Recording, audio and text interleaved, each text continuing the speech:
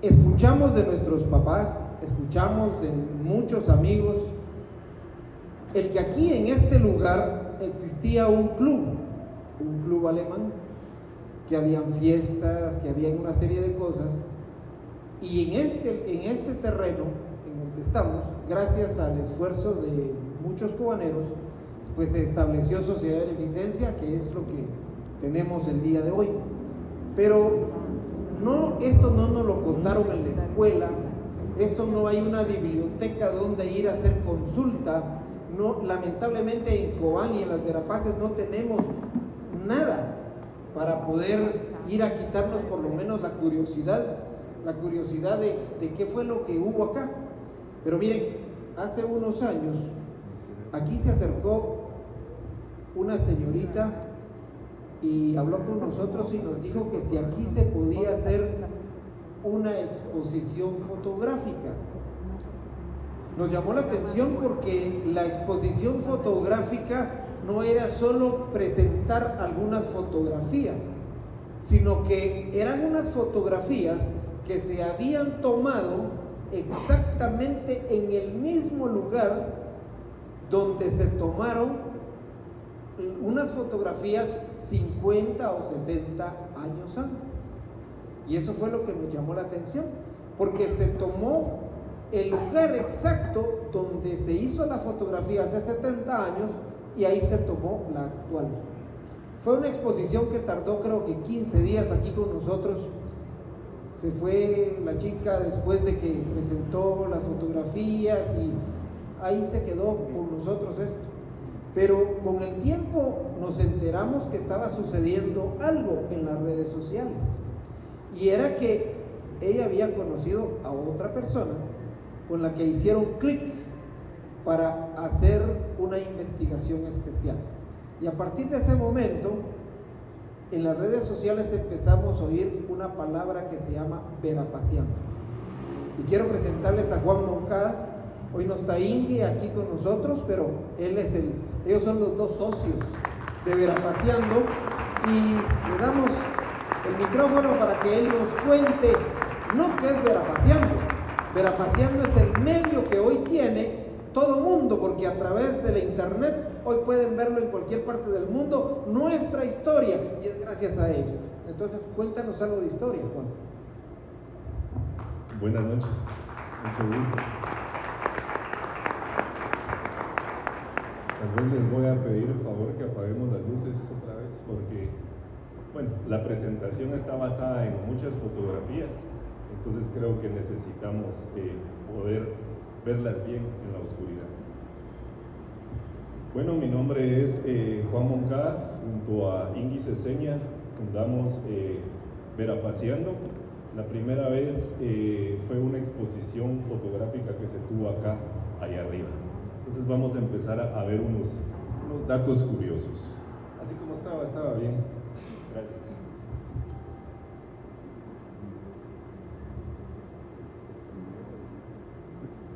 Bueno, antes de empezar a hablar de los alemanes en Cobán, por si no lo sabían, para el caso de Guatemala tuvimos 3 oleadas de alemanes. ¿Sí? Los primeros vinieron de 1838 a 1870. Para esa época, Alemania todavía no estaba unificada. Entonces se conoce como ciudades ansiáticas a todas las ciudades que estaban cerca de los puertos. Entonces, digamos, no podemos decir que vinieron alemanes, sino que tenemos que especificar su origen, si eran de Hamburgo, si eran de Bremen o si eran de Prusia.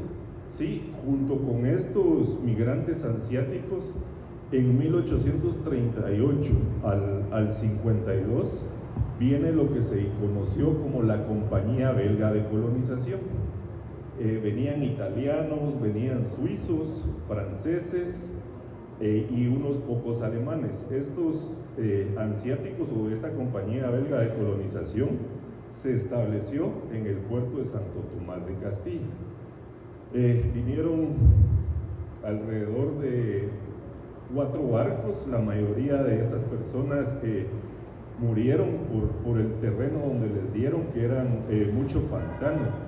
Dentro de esos primeros migrantes tenemos al famoso Julio Rosiñón. Julio Rosiñón viene a Cobán en 1858 y compra la finca Nuestra Señora de las Victorias. Esa finca, hoy conocida como Las Victorias, fue la primera finca donde se plantó café en Cobán, y de aquí salieron las primeras 118 libras que exportó Cobán hacia Londres, ganándole los precios a Costa Rica, que ya estaba posicionada. Bueno, luego en 1871 llega Bismarck y unifica estas Alemanias, es lo que se conoce como el Segundo Reich o el Imperio. Entonces aquí durante esta época también tenemos varios migrantes, dentro de ellos encontramos a Erwin Paul Düsseldorf, a Karl Zapper y a muchos otros. Y bueno, Guatemala le declara la guerra a Alemania en 1915 y se da la primera expropiación de las fincas y de las tierras. En 1921, Nottebohm, que era un cafetalero de Occidente, le gana una demanda al gobierno de Guatemala y les devuelven las fincas a los alemanes. Entonces ahí encontramos la tercera oleada. Hasta 1833 se conoce como la República o la República de Weimar. Luego llegan los partidos nacionales socialistas, y en 1941, que es el Tercer Reich, se les vuelve a declarar la guerra y se les expulsa de Guatemala. Ese es un poco el contexto de la venida de los alemanes a Guatemala. Ahora, para el caso específico de Cobán, el Deutsche Verein zu Cobán, o más conocido como el Club, se funda un 16 de diciembre de 1888. Ya existían aquí varios intentos y habían alrededor de 45 alemanes ya que se reunían en fincas, tenían sus fiestas, sus bailes, pero ellos propusieron ya establecerse en algún lugar, ¿verdad? Aquí tenemos una fotografía de un club de tiro que funcionaba en la finca Chimash y en Chicoyohuito también. Este fue el primer intento formal de fundar el club. Estas personas o estos alemanes se reunían para tener torneos de boliche. Se cuenta que tenían acá o en la finca Chirrepec también.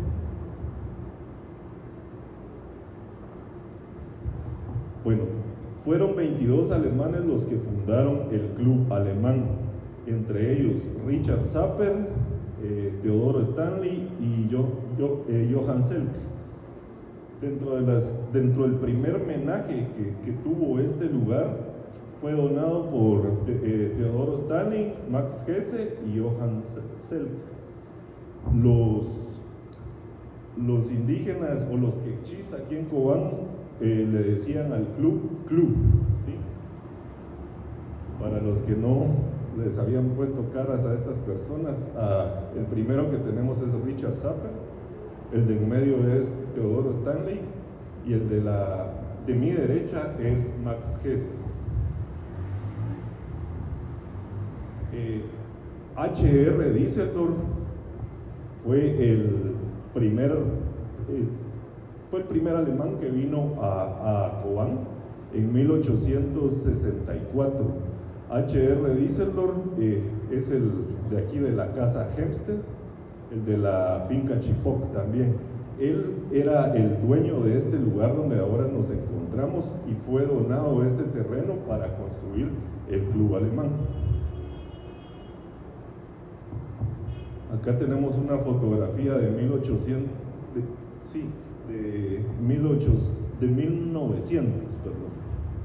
de cómo lucía el club. Esto está viendo, bueno, así como estamos ubicados, viendo hacia San Martín, ¿verdad? Esta es otra vista de la famosa torre que tenía. Hay muchas fotografías que vamos a ir viendo adelante que fueron tomadas desde el torreón acá que estaba enfrente. Dice Carl Zapper: cuando arribé a Cobán a mitad de noviembre del 88, ya existía el club alemán sin estatutos, ya existía el boliche, así también un piano, y con regularidad reunía a los jóvenes el sábado en la noche para entretenerse, tomar cerveza, jugar boliche, cantar, en otras palabras, para divertirse. Jugaban juegos de naipes, un juego llamado Skat, y remarca a Carl Zapper: se ve que el alemán vive bastante agradable aquí, en este país extranjero. Acá tenemos la fotografía donde están jugando Skat. ¿Se mira bien? ¿O más o menos? Abajo se ve. Está borroso, ¿verdad? Abajo está borroso.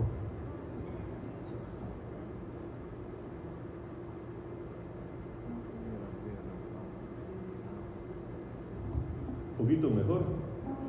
Los textos sí, ya no nos dan. Bueno, aquí tenemos otra foto de 1894, la celebración acá ya del cumpleaños del Kaiser Guillermo II.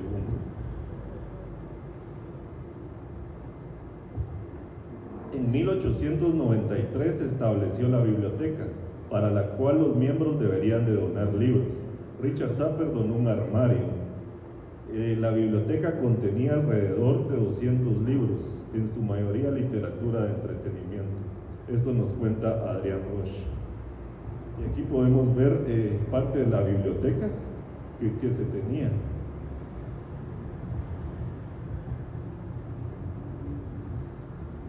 Para 1894, Carl Zapper junto a Runge forman el conjunto de cuerdas llamado Arión y ya empiezan a amenizar las fiestas.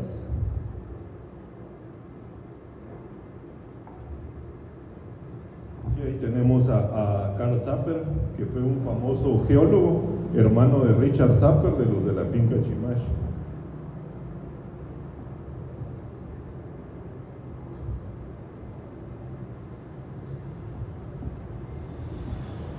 Dice que aparte del cuarteto de cuerdas, valga la redundancia, ocasionalmente se invitaba a una marimba, que era una especie de xilófono de madera con baquetas, una música que desde hace algún tiempo ha ganado popularidad en los círculos sociales más selectos. Eso decía Adrián Roche. También encontramos a las hermanas Hartmann que interpretaban este instrumento. Ellas amenizaban las fiestas. Algo curioso que, digamos, consultamos a 3 personas que escribieron sobre el club alemán, pero las fiestas a las cuales invitaban a las mujeres eran muy escasas, parecía un club de caballeros, hasta que empezaron a tener días de campo.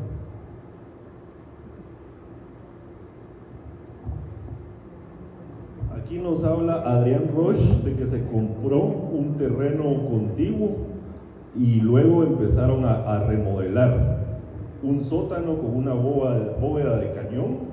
El nivel principal tenía un vestíbulo, un salón largo con altas ventanas a los 3 lados. Había madera hasta la mitad, ¿sí? Y el techo estaba ricamente decorado con madera. Y esta es la foto que tenemos más representativa del club alemán. Esta es la más famosa.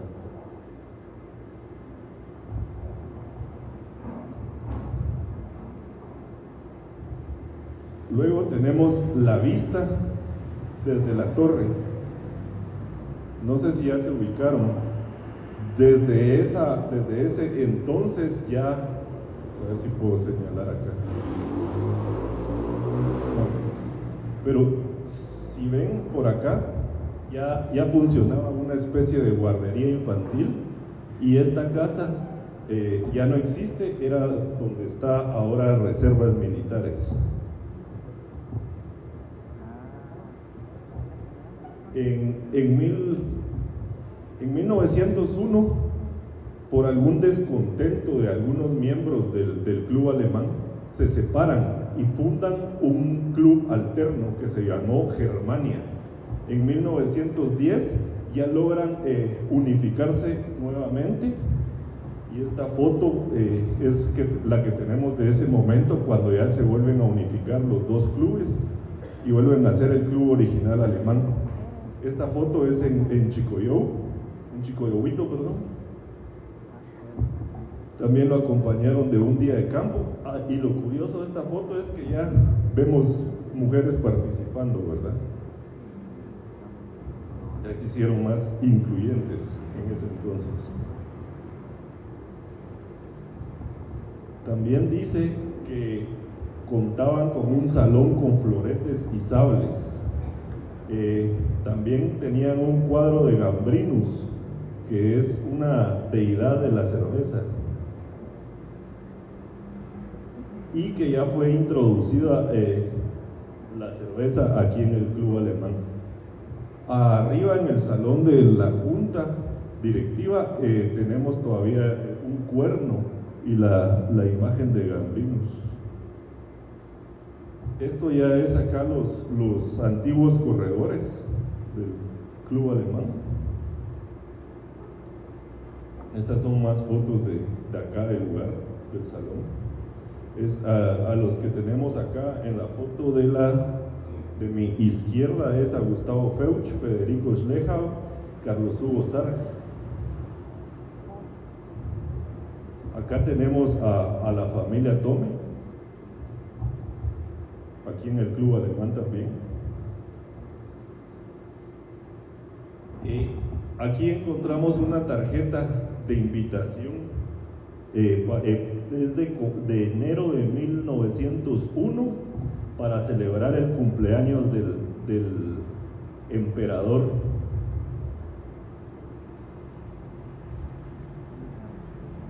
También dice que en 1903, para el próximo cumpleaños del embajador, se celebró una fiesta grandiosa con un picnic. Ya encontramos las fotos también en Chicoyohuito de estas celebraciones. Muchos se preguntan si en Cobán o acá en el club alemán se celebró el Oktoberfest, pero hasta el momento no hemos encontrado ningún registro de esa celebración. Lo que sí hemos encontrado es en agosto una celebración de Ravensburg, que es una provincia en Alemania, donde se celebra el tiro al águila, ¿sí? Con ballestas le tenían que pegar a un escudo que tenía la figura de un águila, ¿sí? Esa era la celebración que se daba. Aquí tenemos al vicecónsul Martin Frey en 1938, donde está con la ballesta disparando. Y parecido al Oktoberfest era la celebración que se daba ahí. También tenían su día de campo, bebían cerveza, tocaban música y se la pasaban alegres como nos la pasaremos hoy. Para 1936 tenemos la famosa visita de 5 marinos del barco Ember a Cobán, y estos 5 marinos visitaron el club alemán. Es, digamos, esta fotografía la única, bueno, son 2 las que tenemos de esa final Alemania nazi, que duró poco aquí en la región, del 36 al 41. Bueno, salimos un poquito ya del club alemán y vamos a hablar de otros datos interesantes de ese Cobán alemán. En 1879 se constituye el viceconsulado alemán en Cobán. E imagínense cuántas personas, cuántos alemanes ya habían para hacer una sede acá en la región, en Cobán. Para 1882 ya tenemos las primeras fotografías, ya vienen los primeros exploradores. Esta foto es de Mosley, es de 1882. Él era un inglés que estuvo trabajando en Quiriguá, pero era amigo de Friedrich Sarg. La casa Sarg era el lugar donde funcionó como una especie de embajada antes del viceconsulado, y aquí recibían a todos los exploradores y a todas las personas que venían a visitar Cobán. La casa Sarg es la actualmente conocida Casa Solórzano. Para 1880 empieza ya la industrialización del café, ¿verdad? Las calderas de vapor. En 1888, al crecer el número de migrantes, ya tenemos el Club Alemán, que ya profundizamos anteriormente. De las primeras fincas que tuvieron energía eléctrica en la región de las Verapaces es la finca Treceaguas. Para 1895 ya tenían. La segunda es Chinazayú. Contaban con su propia hidroeléctrica, turbinas. Para 1896 tenemos la construcción del puerto de Panzós y el ferrocarril Verapaz. Para 1900 ya encontramos que en las fincas de los Zapper ya tenían teléfono. Para 1914, don Oscar Mayus trae el cardamomo junto con el té, la nuez moscada, el clavo de dólar. La primera finca donde don Oscar siembra el cardamomo es en la finca Chinazayú. Para 1918 tenemos la inauguración del agua potable. Para 1923 tenemos ya los primeros vehículos. Aquí a la izquierda podemos ver un vehículo que subió y bajó las gradas del Calvario. Hay una historia que se cuenta que los vehículos venían desarmados. Bueno, que el primer vehículo que vino a la región venía desarmado por las flores, y cosa que no es del todo cierta, porque en la fotografía de la derecha ya vemos cómo vienen los carros ensamblados por el ferrocarril Verapaz, ¿verdad? Para 1923 tenemos la visita del primer avión, en donde actualmente está el aeropuerto. Para 1930 finalmente se constituye en la región el Colegio Alemán. Para 1936 tenemos la inauguración del Estadio Verapaz el 1 de agosto, que coincide con la inauguración del Estadio Olímpico de Berlín. Aquí tenemos los listados de los que fueron presidentes del Club Alemán, así como los que fueron cónsules. Y aquí hay una parte que tal vez para nosotros es bastante interesante, pero se conoce muy poco. Hay una pelea entre estas personas que vinieron de las ciudades de Bremen y Hamburgo. La mayoría de personas en la región de las Verapaces son de Hamburgo, ¿sí? Hamburgo se une a Bismarck y ellos eran más, les gustó esta historia de ser unificados, mientras que los de Bremen, que estaban en Shela, al igual que los de Shela, tenían ese sentimiento separatista, ¿verdad?, del estado de los Altos. Entonces ahí empieza a identificarse y empiezan estas pequeñas diferencias que hasta el día de hoy las llevamos, ¿verdad? ¿Por qué? Ellos también tuvieron su propio club alemán. Digamos, toda esta región de San Marcos, Huehue, La Costa, inclusive Soconusco, era de migrantes de Bremen. Pero no se queda solo en el club alemán, también llega al fútbol. El anterior Xelajú, bueno, el nombre original del Xelajú era el Germania, mientras que el del Cobán Imperial era el Imperial, ¿verdad?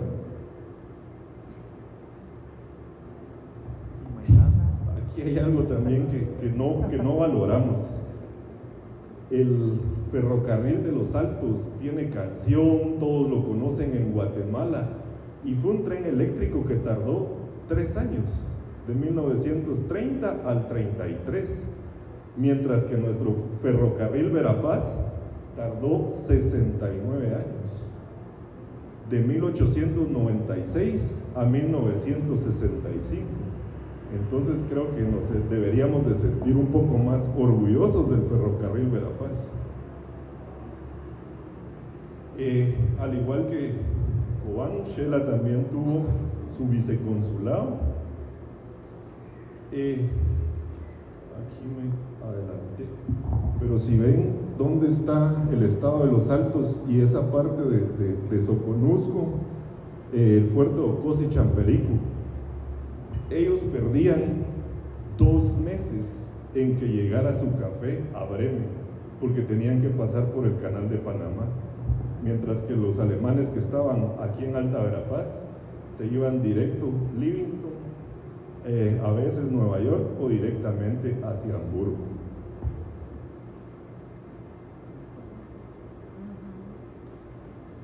Bueno, para los censos, en 1915 teníamos 500 alemanes, para 1931 teníamos 123. Estas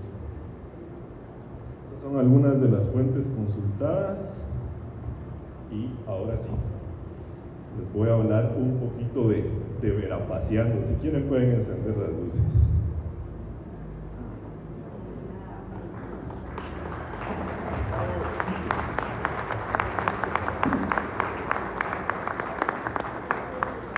¿Qué es Verapaceando o quiénes somos en Verapaceando?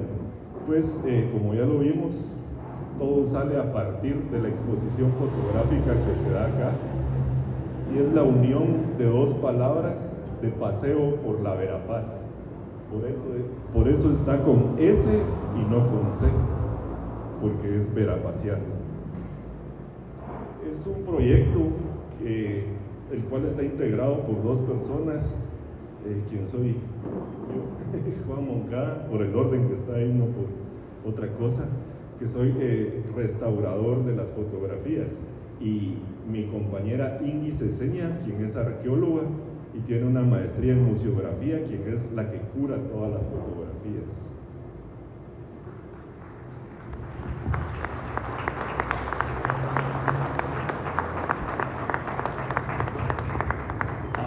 Hasta la fecha, digamos, uno de nuestros objetivos principales es traer a Cobán y a la región de las Verapaces todos esos libros, todos esos documentos que se escribieron acá. Ahorita hemos conseguido alrededor de 60 libros, de los cuales únicamente hemos traducido unos 5 o 6, la mayoría están en alemán, pero también en francés y en inglés. También hemos recuperado muchos de los mapas de Carl Sapper, y gracias a todos los colaboradores estamos consiguiendo fotografías. Verapaceando no tiene ninguna fotografía física. Nosotros escaneamos las fotografías y se las regresamos a los dueños. Estamos en la mayoría de redes sociales. Estos son unos afiches de esa exposición que tuvimos, esa primera exposición aquí con Carlos Felipe. Y no sé si sabías, pero ese día tuve pánico escénico, por eso no estuve conmigo. Pero hoy creo que ya lo superé un poquito. Y estas son las redes de Verapaceando. Estamos en Facebook, en Instagram, en Pinterest, en TikTok, en YouTube y en Spotify. Todas nuestras redes son Verapaceando. Únicamente en Facebook es Verapaseando Oficial, porque la anterior página nos la hackearon, lamentablemente.